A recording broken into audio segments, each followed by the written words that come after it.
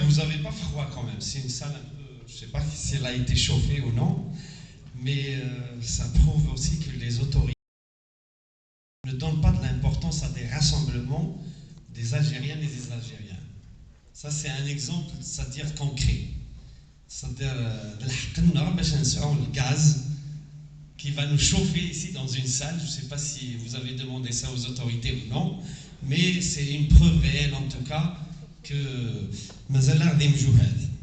je remercie avant tout la section et ceux de la fédération qui m'ont invité.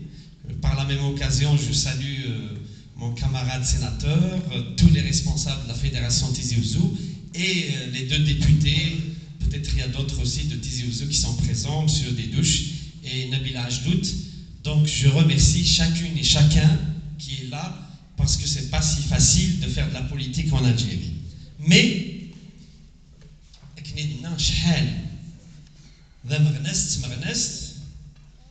كانت الدنيا تنسن إما ولا ننسن الدريا نسن ثروحي ننسن إوا كان ند نبنو ثمن في الجزائر أفي الصح أفي ثلليا أفي زرفان الحرمة يمدنن. C'est un passage d'une lettre qui était adressée de Hussein Aït Ahmed aux citoyens de Dra Ben Khedda. Ça datait, alors j'ai essayé de rappeler ce passage. Le message est le même, c'est-à-dire le fond du combat est le même. Nous avons bien entendu cet historique, comme dit une sagesse, connaître son histoire pour vivre son présent et surtout prévoir son avenir. Comment on ne peut pas, c'est-à-dire vivre ce présent, le goûter, si on n'a pas connu notre passé et nous n'avons pas la possibilité de prévoir notre futur ou notre avenir. Pour ma part, je pense qu'on est dans une situation très confuse à un degré, le passé, le présent et le futur. Parce que tout est mélangé. Sur la même si le FFS et d'autres peut-être, dont la société civile et d'autres associations militent, mais en grande partie le peuple algérien se cherche. Parce qu'il n'y a pas les moyens et les voies concrètes pour vraiment prévoir ce futur et goûter à ce présent. Tout simplement parce qu'on a perdu aussi la page du passé. Et ça c'est important pour un arbre. Shajara. Ça a isoranis, ça a le tronc, mais ça a aussi des fruits. Si on ne prend pas soin ces oranaïs, on ne va pas prendre soin, le fruit, et je vais rappeler avec la présence de mon camarade de formation médicale, Lao Tzu, qu'est-ce qu'il a dit? Un sage chinois, il a dit se tromper dans le domaine médical, dans une opération chirurgicale, peut mettre en danger une personne. Se tromper dans le domaine économique peut mettre en danger une génération. Se tromper dans le domaine de l'éducation peut mettre en danger 1000 et 1000 et 1000 générations. Et aujourd'hui, l'Algérie, justement, si on prend le volet éducatif, c'est le drame réel, parce qu'on a perdu nos valeurs. Quand on perd une société qui perd ses valeurs, ça veut dire son identité, c'est une société qui est vraiment appelée à reconstruire ce consensus national. Comment reconstruire ensemble ce consensus national? C'est-à-dire, c'est facile de dire oui, je peux m'entendre avec quelqu'un, mais il faut définir les valeurs sur lesquelles on peut s'entendre. Qu'est-ce qui constitue l'algérianité? Qu'est-ce qui constitue l'Algérie? Qu'est-ce qui constitue mon identité? Du moment que, si je prends mon chemin, où est l'architecture algérienne? L'architecture algérienne. Elle est où l'art culinaire algérien? Elle est où le patrimoine culturel algérien? Il est où l'héritage spirituel algérien? Tout ça, en s'écontant, avec tous nos regrets et les blessures qu'on porte, je pense que le pouvoir algérien a détruit beaucoup plus que ce que le colonialisme français a détruit en un siècle et demi. Et c'est ça le drame. Comment reconstruire cette Algérie? Je ne vais pas trop m'étaler sur le constat parce que je pense que les jeunes, les plus âgés, les femmes, les syndicalistes, vous êtes plus au courant de moi de la réalité algérienne. Edlerlian, par exemple, je vais vous dire juste un exemple. Edlerlian, le centre culturel de Ben Khedda, où la section du FFS a fait une exposition, vraiment j'étais très frappé que le seul centre culturel de Ben Khedda, les gouttes d'eau tombaient de partout. J'ai visité par la même occasion l'autre partie sportive, donc on pratique le sport. La salle, c'était comme un hangar dans une Algérie très riche. Je dis bien dans une Algérie très, très, très riche. C'est-à-dire la justice ou l'injustice, elle nous crie. Elle est présente.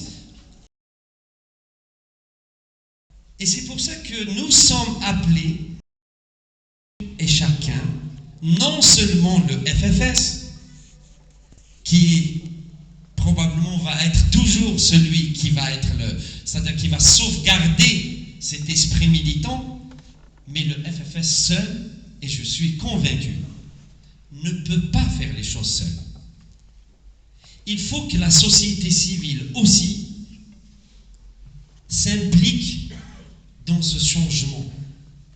Et c'est très important que le FFS et la société civile créent des ponts de rencontres pour faire un vrai rapport de force afin de donner un corps à une réelle alternative démocratique qui va sauvegarder les libertés et la dignité de chaque Algérienne et Algérien.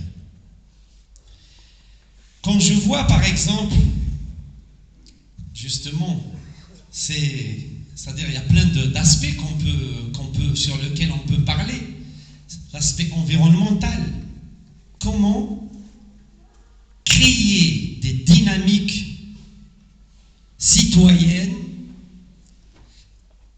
par la collaboration et même les belles actions de nos élus au niveau national et au niveau local, à travers les suggestions de la société civile, comment créer des projets concrets pour un réel développement durable.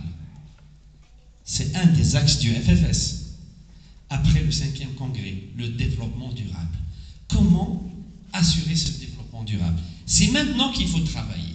Et je pense que si on peut faire l'effort, chacune et chacun, on peut aller loin. Mais si, par exemple, chacun va se dire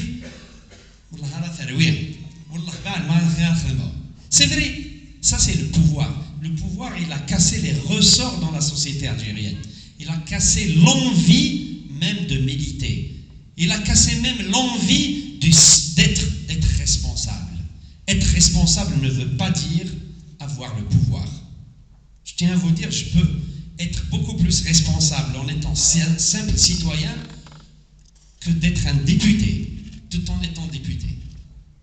C'est-à-dire, le sens de la responsabilité, il est très important dans une société qui aimerait avoir ou construire une Algérie libre, une Algérie digne, une Algérie où les libertés sont respectées.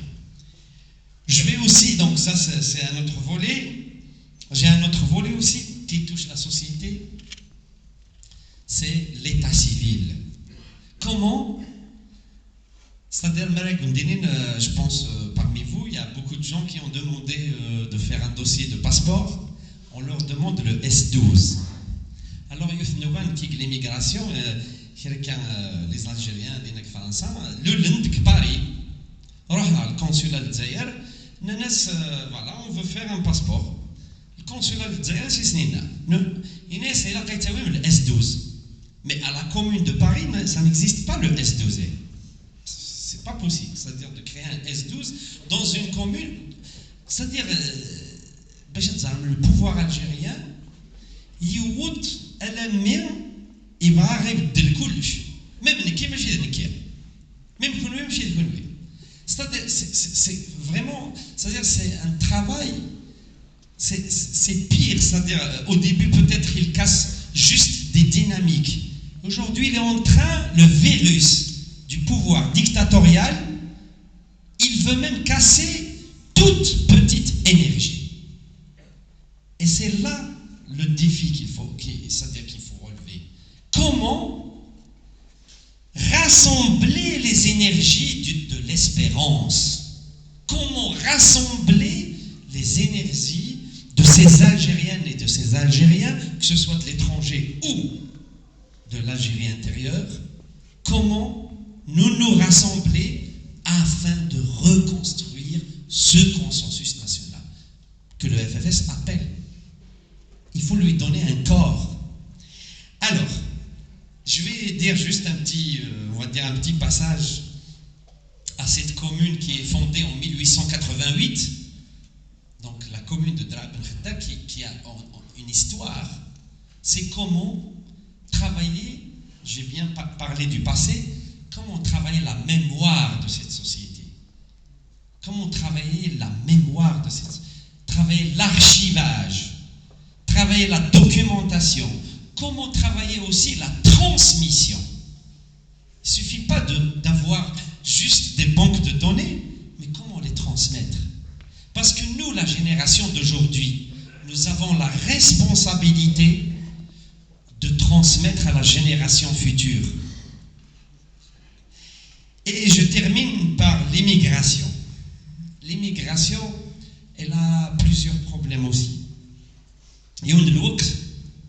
Vous savez, seul le FFS a défendu l'idée depuis 88.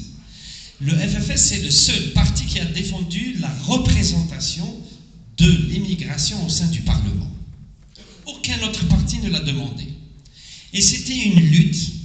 La première législature en 91, ils ont refusé.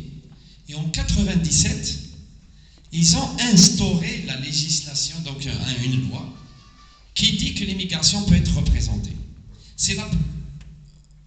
Actuellement, c'est la première fois que le FFS a un représentant de l'immigration. Par l'expérience, donc par les rencontres, via les rencontres que j'ai pu, je pense que l'immigration aujourd'hui, c'est sur le reste c'est comme un décor. C'est comme si l'immigration, c'est beaucoup plus, on la voit, comme si c'est pour le shbaha.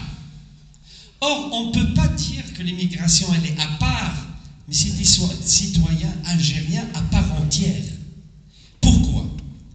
Parce que tout simplement, il faut se référer aussi à l'histoire. C'est la petite minorité de l'immigration qui a fondé l'étoile nord-africaine, à Paris. Et c'est les premiers qui ont revendiqué l'indépendance de tout le nord-africain. Ça veut dire que l'immigration peut jouer un grand rôle pour la remobilisation des consciences afin d'instaurer une réelle démocratie et de préserver les libertés en Algérie. Donc comment, à travers vos connaissances immigrées, comment nous allons travailler ensemble pour que notre immigration joue aussi son rôle pour cette Algérie que nous souhaitons?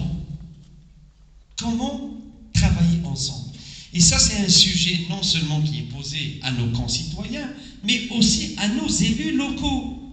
Ça veut dire nos élus locaux, les immigrés, eh bien, ça sera bien pendant l'été que nos élus locaux programment des rencontres avec l'immigration pour dire comment on doit travailler ensemble, non seulement pour la citoyenneté, mais aussi pour des projets de développement et de coopération. Ça veut dire qu'il y a moyen que cette immigration devienne une arme pour renforcer le combat pour la démocratie. Et c'est à nous de réfléchir, c'est à nous d'approfondir cela. Bon, moi j'ai essayé un peu de faire de la politique un peu terre à terre, parce que je pense qu'un homme politique, c'est celui qui contribue avec ses semblables afin d'être dans le cercle de l'art de gérer une cité. Merci.